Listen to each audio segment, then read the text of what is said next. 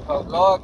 અને વરસાદ ફૂલ પડી ગયો છે અંબાલાલ કાકાની આગાહીથી અને ડોંગર ફરવાનો આજે પ્રોગ્રામ બન્યો છે.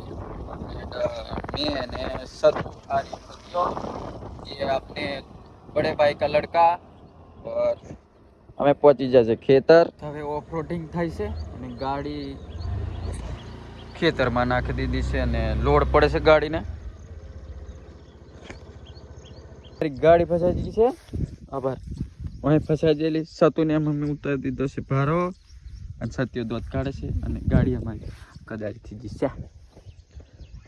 સવારમાં જે છે અને હાલ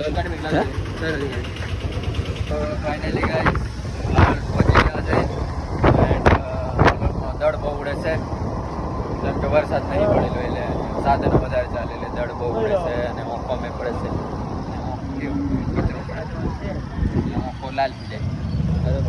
નીલિયો ગાડી ચલાવે છે અને આ રહ્યો હાલોલ અને આ રહ્યો મેં અને આ રહ્યો નીલિયો. પૈસા છે અમે પાવાગઢ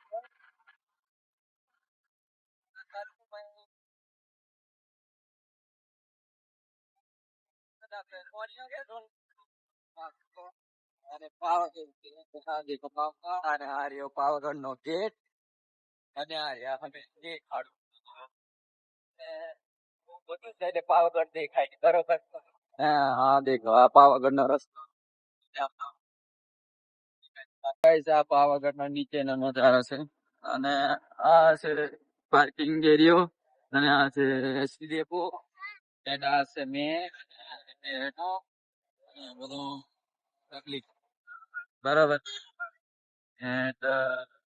ખબર નહીં ગાડીઓ અહીંથી જવાય ઉપર બરોબર.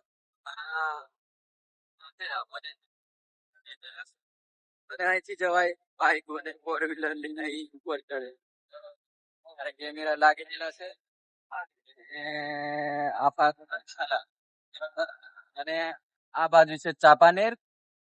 આ બાજુ જાઓ તો ચાપાનેર આવે અને આ બાજુ જાઓ તો શિવરાજપુર પછી જાંબુઘોડા પછી એ બધું આવે આપણે કસટની ચટણી ચરીભાટ પછી બોડેલી આવે ચપકોડા પછી અમે પહોંચ્યા છે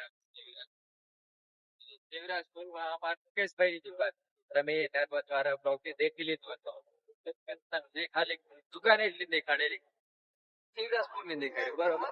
અને આ છે શિવરાજપુર અને આ બધું દુકાનો ને એવું છે બજાર અને મુકેશભાઈ ની દુકાન આગળ છે અને તો તમારે પેલા બ્લોગ મેં દુકાન દેખવાની આ બ્લોગ મેં બજાર દેખવા બરોબર. એટલે આપણે બધા બ્લોગ એટલું વાત કરતા નહીં. અમારા ચોમાસાના પેલું કે ચોમાસાની સિઝન તો બહુ ટ્રેન્ડિંગ માં ચાલે હોટલો હોટલો વધારે ટ્રેન્ડિંગ માટે આવે જાય લસણ ની ચટણી અને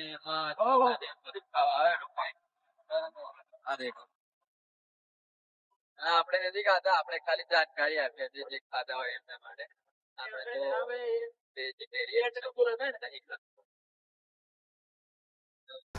અમને મળી જશે કિરણ કુમાર સિતોર રાઇટર મોટા મોટા ટીમલા લખેથી આયા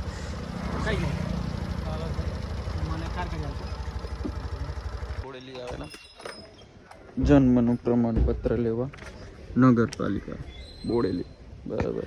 અને પૈસા અમે જ બધું રાખીએ. અમે મોબાઈલનો સામાન લેવાનો હતો અને સામાન લઈ લીધું છે અને હવે બીજું કામ છે અમારે બોડેલીમાં કામ પતી ગયું છે બધું અને હવે નાસ્તા પાણી કરી લઈએ પેટનો ખાડો પૂરી લઈએ મગ પુલાવ